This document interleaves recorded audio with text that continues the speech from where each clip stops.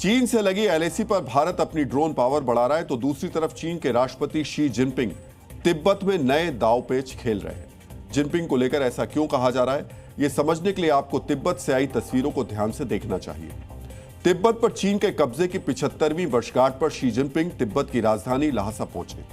इस दौरान जिनपिंग की शान में लंबे चौड़े कार्यक्रम और सैन्य परेड का आयोजन किया गया। बतौर राष्ट्रपति यह दूसरी बार है जब जिनपिंग तिब्बत पहुंचे हैं। इसी वजह से सवाल उठ रहे हैं कि जिनपिंग के तिब्बत दौरे का एजेंडा क्या है। इस सवाल का जवाब जानने के लिए आपको लहासा में जिनपिंग के भाषण के कुछ हिस्से गौर से देखने और समझने चाहिए।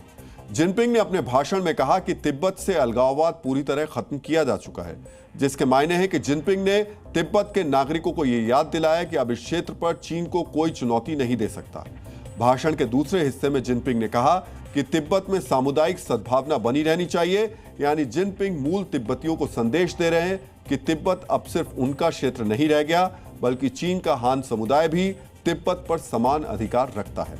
हैरान करने वाली बात यह है कि जिनपिंग ने अपने भाषण में एक बार फिर भी दलाई लामा का एक बार भी जिक्र नहीं किया।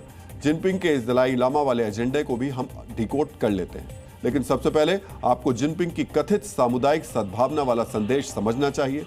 दरअसल सालों से चीन मेनलैंड की हान आबादी को तिब्बत में लाकर बसा रहा है ताकि तिब्बत की डेमोग्राफी को बदला जा सके, और जिनपिंग ने इस एजेंडे को बखूबी आगे बढ़ाया है। जिनपिंग के राज में किस तरह तिब्बत का मूल स्वरूप बदला गया है, यह समझने के लिए आपको कुछ आंकड़े बेहद गौर से देखने चाहिए। 2013 में जिनपिंग पहली बार राष्ट्रपति चुने गए। तब तिब्बत की आबादी में हान लोगों की संख्या लगभग 2.5 लाख थी, जो कुल आबादी का लगभग 8.25% था। लेकिन जब वर्ष 2020 में जनगणना की गई तो तिब्बत में हान आबादी की संख्या लगभग 4.5 लाख पहुंच गई, जो कुल आबादी का 12% है। यानी तिब्बत में चीन ने अपने मूल निवासियों की तादाद में तेजी से बढ़ोतरी की है।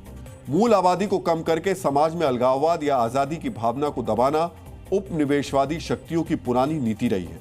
यही जिनपिंग ने भी तिब्बत में किया। लेकिन तिब्बतियों के सर्वोच्च धर्मगुरु दलाई लामा पर जिनपिंग क्यों खामोश रहे, यह समझने के लिए आपको कुछ हालिया घटनाएं गौर से देखनी चाहिए।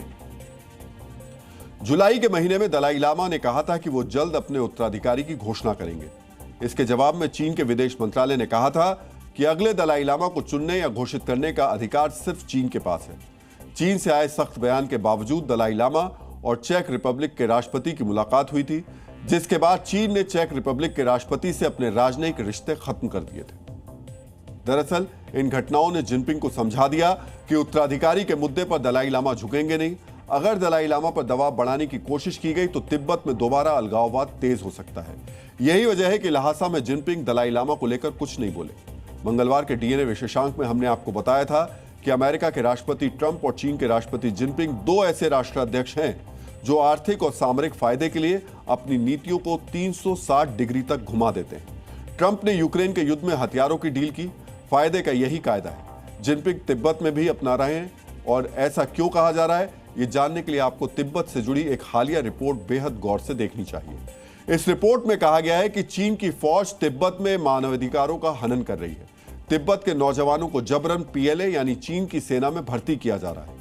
चीन ने तिब्बत में एक पुराने कानून को लागू कर दिया है, जिसके अंतर्गत अगर किसी नौजवान को सैन्य सेवाएं देने के लिए कहा जाता है तो वो इनकार नहीं कर सकता है। तिब्बत में तैनात चीन के प्रशासनिक अधिकारी ग्रामीण इलाकों के युवाओं को जबरन सैन्य सेवा के लिए भर्ती कर रहे हैं। चीन की फौज में तिब्बत के युवाओं को भर्ती करने का सिलसिला 2021 में ही शुरू हो गया था। गलवान के टकराव के बाद जब भारत और चीन के बीच तनाव बढ़ा तो ऊंचे इलाकों में तैनात चीनी सैनिक मैदान में टिक नहीं पा रहे थे। इसी वजह से चीन ने तिब्बत के युवाओं की भर्ती करना शुरू किया।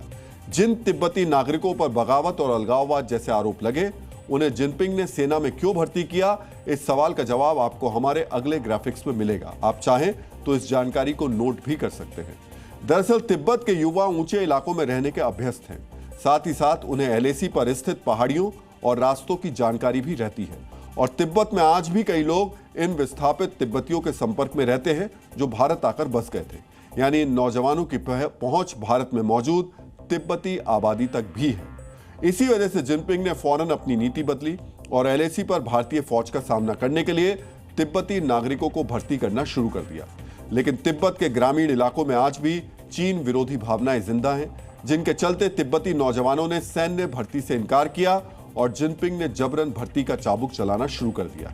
मायने साफ है कि जिनपिंग की नीतियां ठोस नहीं है, वो फायदे और कायदे के हिसाब से बदलती रहती है। वैसे चीन से जुड़ी एक और बड़ी खबर आज आई है जो भारत के लिहाज से बहुत ज्यादा अहम है।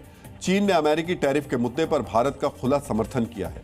दिल्ली में एक कार्यक्रम के दौरान चीन के राजदूत शू फिहोंग ने दोनों देशों के बीच संबंधों को लेकर कई बड़ी बातें कही हैं। चीन ने कहा है कि वो भारत पर लगाए गए अमेरिका के टैरिफ का कड़ा विरोध करता है। चीन के राजदूत ने कहा कि चुप्पी केवल धमकाने वालों को बढ़ावा देती है। चीन के राजदूत ने साफ किया कि उनका देश इस मुद्दे पर भारत के साथ मजबूती से खड़ा रहेगा।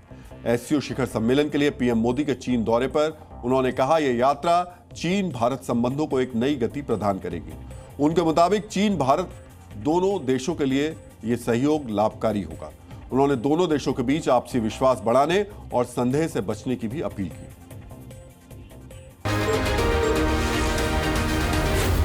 Zee News.